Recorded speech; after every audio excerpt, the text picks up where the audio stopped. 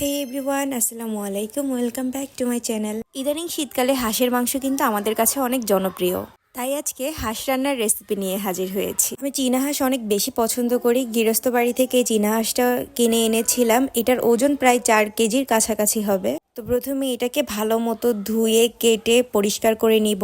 এটার শরীরে কিন্তু অনেক ছোট ছোট লোম থাকে, তাই এটাকে আগুনে ভালো মতো ঝলসে নিয়েছিলাম। দেখতে পাচ্ছেন আমি একদম মাংসগুলোকে কেটে ধুয়ে পরিষ্কার করে নিয়েছি। আমার প্রায় 1 বলের মতো মাংস হয়েছে। এবার রান্নার প্রসেসিংয়ে চলে যাই। হাঁসের মাংস যেহেতু অনেক শক্ত হয়ে থাকে, তাই এটাকে আমি একবারে মাখিয়ে চড়াবো। তো আমি প্রথমে হাঁড়িতে হাঁসের মাংসগুলো নিয়ে নিচ্ছি। এবার একে একে মশলা দিয়ে নিব। প্রথমে উঁচু করে 2 চামচ আমি হলুদের গুঁড়া দিয়ে নিচ্ছি। এরপরে 1.5 চামচ মরিচের গুঁড়া দিয়ে নিব। আপনারা আপনাদের হাঁসের মাংস অনুযায়ী, স্বাদ অনুযায়ী মশলা অ্যাড করবেন। পরে এখানে আস্ত গরম মশলা অ্যাড করে নিচ্ছি। দারচিনি, এলাচি, লং, তেজপাতা আর গোলমরিচ রয়েছে। এবার আমি এখানে পরিমাণ মতো পেঁয়াজ কুচি দিয়ে নিচ্ছি। আমি এখানে 1.5 কাপ পরিমাণ পেঁয়াজ ব্যবহার করেছি।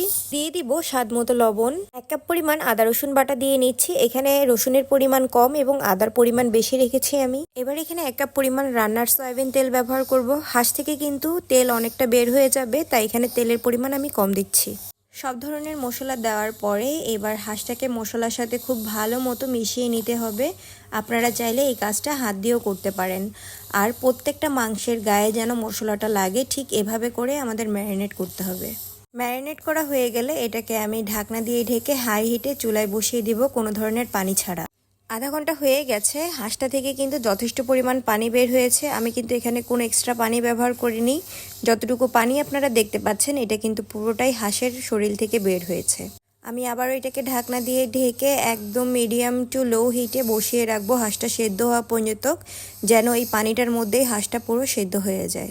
ঝোলটা যখন একটু টেনে আসবে, তখন এর মধ্যে আমি ভাজা জিরা এবং ধনিয়ার গুঁড়া দিয়ে নিচ্ছি। এখানে আমি জিরার গুঁড়া বেশি দিয়েছি আর ধনিয়ার গুঁড়াটা কম নিয়েছি। জিরার গুঁড়া আমি আনুমানিক 4-5 চামচের মতো দিয়েছি আর ধনিয়াটা আমি 2.5 থেকে 3 চামচের মতো হবে ব্যবহার করেছি। জিরা ধনিয়ার গুঁড়া দেওয়ার পরে দেখবেন যে তরকারির রঙটা একেবারেই পাল্টে গিয়েছে। অর্থাৎ আমরা যেরকম দেখি রেস্টুরেন্টে বা হোটেলে একটু কালো কালো ধরনের হয়ে যায়, ওই রকম হয়ে যাবে। এবার আমি এর মধ্যে আস্ত কাঁচামরিচ দিয়ে নিব 5-6টার মতো, জাস্ট ফ্লেভারের জন্য। সবগুলো জিনিস ভালো করে মিশিয়ে এবার আমি লাস্ট ঢাকনা দিয়ে ঢেকে একটু দমে রেখে দিব একদম লো হিটে। তো আমার রান্না কিন্তু একেবারেই হয়ে গিয়েছে। দেখতে পাচ্ছেন মাশাআল্লাহ অনেক সুন্দর হয়েছে। আপনাদের কাছে কেমন লেগেছে এটা অবশ্যই নিচে কমেন্ট করে জানাবেন। আমার আজকের ভিডিও এখানেই শেষ করব। ধন্যবাদ, সবাই ভালো থাকবেন। আসসালামু আলাইকুম।